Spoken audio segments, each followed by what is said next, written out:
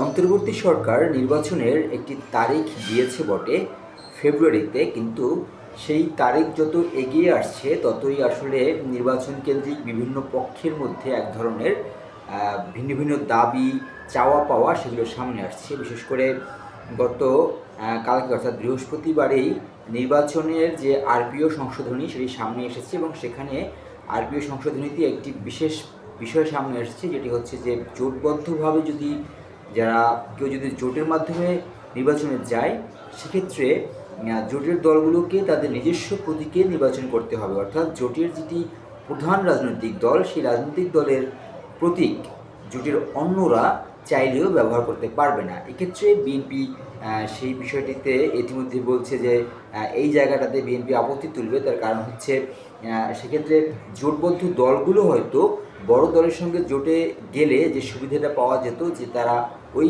বড় দলটির নির্বাচনী প্রতীক ব্যবহার করলে সেই জোটের অন্যান্য যে দলগুলো আছে তারা হয়তো ভালো ভোট কাউন্ট করতে পারত, সেই জায়গাটাতে আসলে সুবিধা হবে না। এবং জোট হলে বড় দলগুলো যদি জোটে কাউকে টানতেও চায়, সামান্য কিছু ভোট যদি তারা ক্যাপচার করতে চায়, কিন্তু যে আসনে সেই জোটের প্রার্থীকে দেওয়া হবে সেখানে যদি ধরে নেওয়া যাক বিএনপি যদি কারোর সঙ্গে জোট করে, জামাত যদি কারোর সঙ্গে জোট করে, এবং যদি বিএনপির জোটভুক্ত অন্য ছোট দলগুলো যদি ধানের শীষ ছাড়া নির্বাচন করে, সেক্ষেত্রে তারা আসলে ধানের শীষের যে একটি আলাদা ভোটার যে ব্যাংক সেটাকে ধরার ক্ষেত্রে যে সুবিধা সেটি হয়তো ব্যর্থ হবে। এবং একই রকম জামাতের ক্ষেত্রেও একই কথা বলা যায়। জামাত যদি কারোর সঙ্গে জোট করতে চায়, যদিও জামাত এখনও পর্যন্ত বলেনি যে এই বিষয়টাতে তারা নির্বাচন কমিশনকে আর্গুমেন্ট জানাবে যে না, তারা জোটবদ্ধ দলগুলো জোটের প্রধান যে দল বা জোটের যে কোনো দলের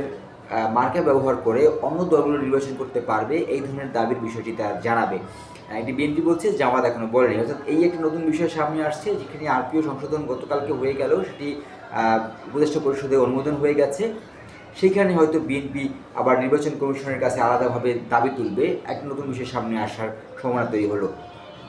আবার জাতীয় নাগরিক পার্টি এনসিপির যে বিষয়টি বেশ কয়েক দিন বা কয়েক মাস ধরেই তারা শাপলা প্রতীক নিয়ে নির্বাচন কমিশন এবং তাদের ভিতরে এক ধরনের টানাপোড়েন চলছে, সেই জায়গাটাতেও এনসিপি বলছে তারা যদি এই মার্কার বিষয়টি সমাধান না হয়, অর্থাৎ যদি শাপলা প্রতীক তারা না পায়, তাহলে তারা হয়তো রাজনৈতিকভাবে সেটিকে মোকাবেলা করার চিন্তা করবে।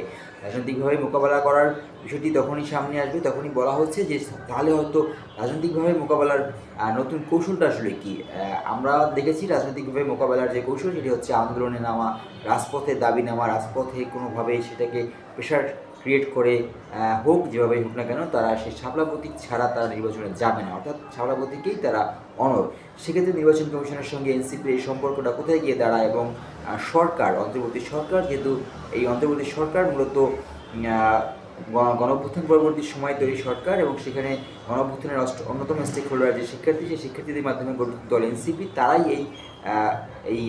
তারাই যেহেতু শাপলা প্রতীকের দাবি করে আসছে, সেক্ষেত্রে সরকার সেখানে কোনো ভূমিকা রাখে কিনা, সব কিছু মিলিয়ে নির্বাচন যতই ঘনিয়ে আসছে তার আগে এসব দাবিগুলো সামনে আসছে, যে কারণে হয়তো সব দলগুলোর সঙ্গে সরকার এবং নির্বাচন কমিশন সব পক্ষের এক ধরনের মতভেদ, ভিন্নতা যদি তৈরি হয়, তাহলে নির্বাচন কেন্দ্রিক যে মসৃণ পথ হওয়ার কথা ছিল সেই পথটা কোন দিকে যায় সেটা অবশ্যই দেখার বিষয়। তবে এটুকুই বলা যায় যে নির্বাচন যতটুকু ঘনিয়ে আসছে ততই আসলে ভিন্ন ভিন্ন পক্ষের ভিন্ন ভিন্ন মত, ভিন্ন ভিন্ন অবস্থানের কারণে নির্বাচনের পরিবেশ কিন্তু অতটা মসৃণ নেই, অতটা সহজ নেই, অতটা সরল নেই। যতটা সরল চিন্তা করলে খুব সুন্দরভাবে নির্বাচনটা হতে পারে, এতটা সহজ আসলে এই মুহূর্তে মনে হচ্ছে সেটি নেই।